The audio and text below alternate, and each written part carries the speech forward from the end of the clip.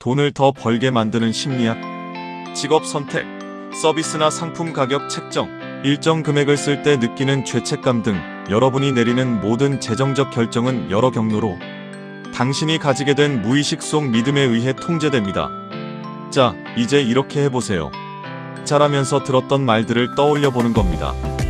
돈이 땅 파서 나오는 줄 아냐, 있는 것에 감사하며 살아라, 부자들은 탐욕스럽다 같은 말들 말이죠. 그건 가르침이 아닙니다. 타인의 생각을 여러분이 그대로 받아들인 것뿐입니다. 그 문장들이 무의식에 새겨지는 순간 여러분 삶의 모든 것을 지배하기 시작합니다. 어떤 직업을 택할지, 얼마를 요구할지, 내가 얼마만큼의 가치가 있다고 믿는지, 돈을 얼마나 쓸지, 돈을 쓸 때 언제 불안해야 하고 언제 설레어야 하는지까지 말이죠. 그렇다면 돈에 대해 다르게 생각하도록 뇌의 회로를 어떻게 다시 재구성해야 할까요? 1. 돈에 대한 내면의 스크립트를 재작성하세요. 돈과 관련해 가장 오래된 기억을 적어보세요. 부모님이 돈에 대해 뭐라고 말씀하셨나요? 돈을 대할 때 어떻게 행동하셨나요? 그것이 아마 여러분의 돈 스크립트일 것입니다. 그리고 그것을 똑바로 인지하는 순간 다시 쓸 수 있게 됩니다. 예를 들어 여러분의 새로운 스크립트는 돈은 내게 자유를 주고 더 많은 사람을 도울 수 있게 해주는 도구다가 될 수 있습니다. 내면의 스크립트를 바꾸면 외부의 결과도 이에 맞춰 바뀌기 시작합니다. 이 작업은 돈에 대한 감정적 소모를 줄여줍니다. 새로운 서사에 긍정적인 감정을 연결하고 나면 여러분의 행동이 그 서사와 일치해가는 것을 실제로 보게 될 것입니다. 2. 중도 포기를 그만두세요. 승리하는 사람들, 즉 실제로 많은 돈을 벌고 진짜 부를 쌓는 사람들은 지루하고 고통스럽고 불확실할 때도 계속해 나가는 사람들입니다. 그들은 그저 어떻게든 나아갈 방법을 찾아야 해라고 말합니다.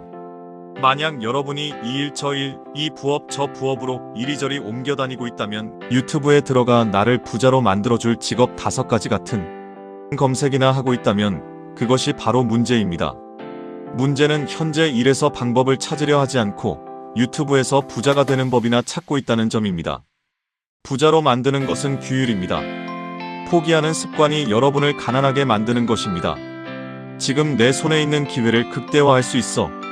내 기술을 더 연마하고 닦으면 되라고 말할 수 있는 규율이 필요합니다. 저항에 부딪혔을 때 몰라, 안 해 하고 다른 일로 도망치고 싶어하는 습관과 생각이 수많은 사람을 성장의 계곡에 갇히게 만듭니다. 일이 어려워지면 어려우니까 다른 거 해야지라고 생각하기 때문에 진짜 부를 쌓지 못하는 것입니다. 여러분에게 필요한 것은 새로운 사업도, 새로운 부업도, 새로운 직장도 아닙니다. 현재 하는 일이 어려워질 때마다 매번 새로운 것을 찾으려는 시도를 멈춰야 합니다. 이는 좌절을 견디는 힘이 부족하기 때문입니다. 하지만 좌절을 견뎌내야만 힘든 구간을 지나 여러분이 뿌려놓은 노력의 결실을 거둘 수 있습니다. 3. 스스로 더 큰 가치를 지닌 존재라고 생각하세요. 스스로를 1억짜리 기회나 좇는 사람으로 여긴다면 3억짜리 기회가 찾아와도 스스로 그 기회를 차버리게 됩니다. 이에 대한 연구 결과는 매우 명확합니다. 사람의 자아 개념은 온도 조절기처럼 작동합니다. 스스로를 연 1억을 버는 사람으로 생각한다면 무의식적으로 딱 그 수준을 유지하려고 애쓰며 그 이상의 수준은 넘보지 않습니다. 이 점이 정말 중요합니다. 1억 5천을 벌게 되면 아마 5천만 원을 더 써버릴 것이고 8천만 원만 벌게 되면 다시 1억 수준으로 올라갈 때까지 스트레스를 받으며 일할 것입니다. 따라서 본인의 정체성이 돈 때문에 허덕이는 사람이라면 계속 허덕일 이유를 어떻게든 찾아냅니다. 하지만 정체성이 나는 부를 창출하고 관리하며 마음만 먹으면 돈을 더 벌 수 있는 사람이라면 그렇게 살아갈 방법을 찾아내게 됩니다. 돈을 더 벌기 위해 기존의 모든 믿음을 개조할 필요는 없지만 행동은 반드시 바꿔야 합니다. 4. 끌어당김의 법칙만으로는 부자가 될 수 없습니다. 돈을 끌어당겨야 한다. 얻기 전에 먼저 상상해야 한다. 내가 부자인 것처럼 믿고 행동하면 돈이 알아서 올 것이다 라고 말하는 사람들의 이야기를 많이 들었습니다. 그러다 어느 날 한 사람을 만났는데 그가 이렇게 말했습니다. 돈은 차별하지 않아. 돈을 벌기 위해 실제로 행동하고 노력하는 사람에게 갈 뿐이지. 그리고 돈을 더 벌기 위해 거창한 믿음을 가질 필요는 없어. 그저 일하면 돼. 성공으로 가는 길은 열심히 일함으로써 도달하는 것입니다. 단순한 의도나 바람으로 도달하는 것이 아니라 직접 행동함으로써 도달합니다. 마음속으로 빌기만 해서 1억을 끌어당길 수는 없습니다. 직접 가서 벌어야 합니다. 돈은 보통 돈을 찾으러 다닐 시간도 없이 일하느라 바쁜 사람에게 찾아옵니다. 근본적 책임감이 필요합니다. 이 세상에는 두 종류의 사람이 있습니다. 삶이 자신에게 어쩌다 일어나는 것이라고 믿는 사람과 스스로가 삶을 일어나게 만드는 것이라고 믿는 사람입니다. 이것이 어떤 사람은 실패를 딛고 더 강하게 일어서는 반면 어떤 사람은 실패 아래 짓눌려 무너지는 이유입니다. 제가 20대에 깨달은 것은 남 탓은 발전의 최대적이라는 사실이었습니다. 사업 초기에 실수를 하고 사람을 잘못 채용하고 기회를 놓치고 직원을 너무 오래 데리고 있고 잘못된 고객에게 물건을 팔았을 때 제 첫 본능은 외부에서 원인을 찾는 것이었습니다. 그러다 멘토 중 한 분과 대화를 나누었는데 그분이 이렇게 말씀하셨습니다. 고객을 탓해봤자 너에게도 내 팀에게도 아무런 이득이 없다.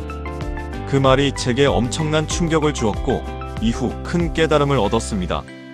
내가 책임지지 않는다면 나에게는 아무런 권한도 없으며 문제를 해결할 수 있는 주체도 될 수 없다는 사실을요. 비난과 남 탓은 변명거리를 제공하지만 주인의식을 갖고 책임을 지는 것은 상황을 개선할 수 있는 통제권을 가져다 줍니다. 6. 두려움은 연료입니다. 두려움을 느낀다는 것은 여러분의 뇌가 정상적으로 작동하고 있다는 뜻입니다.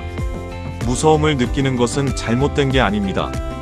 여러분 발목을 잡는 진짜 원인은 어떤 일을 하려면 먼저 두려움을 완전히 없애야 한다고 생각하는 그 마음입니다.